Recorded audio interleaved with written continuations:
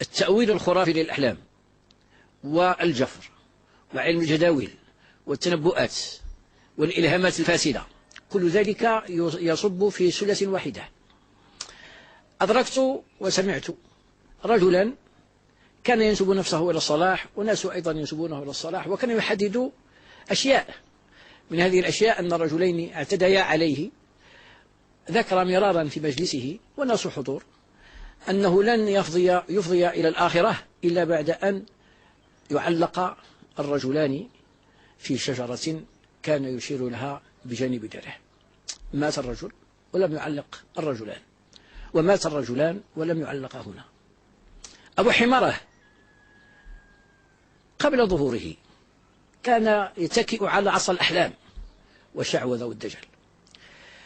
الحلم والرؤيا إذا كان عاما فضفاضا لا يحدد سنة وشهرا وأسبوعا ويوما وساعة معينة، قد يكون له وجه من القبول في الواقع.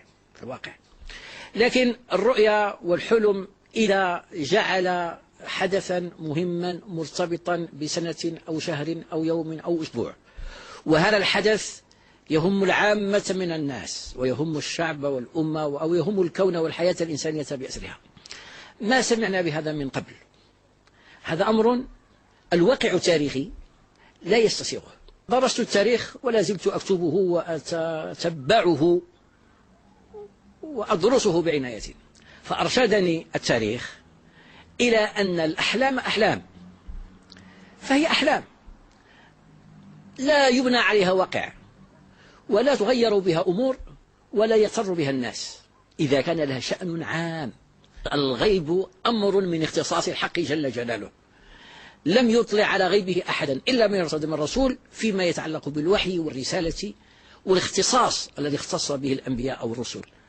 والصالحون من عباد الله لهم الإلهام، والإلهام إكرام من الله لهم، تعميم إلهام ما بادعاء أنه إلهام، وإسقاطه على الحياة العامة للفتنة وإحداث نوع من البلبلة والقلق في البنيان المجتمعي العام. إسلامنا لا يقبله، لأن العبرة بالمقاصد، العبرة بالنتائج. الأمة الآن في أحوج ما يكون إلى من يرص الصفوف ويدعو إلى التلاحم والتماسك، ويدعو إلى الصمود وإلى التفقه في دين الله والعمل الصالح وخدمة الإسلام والتعاطي مع الحدث العام والشأن العام بالحكمة والتعقل والترزن.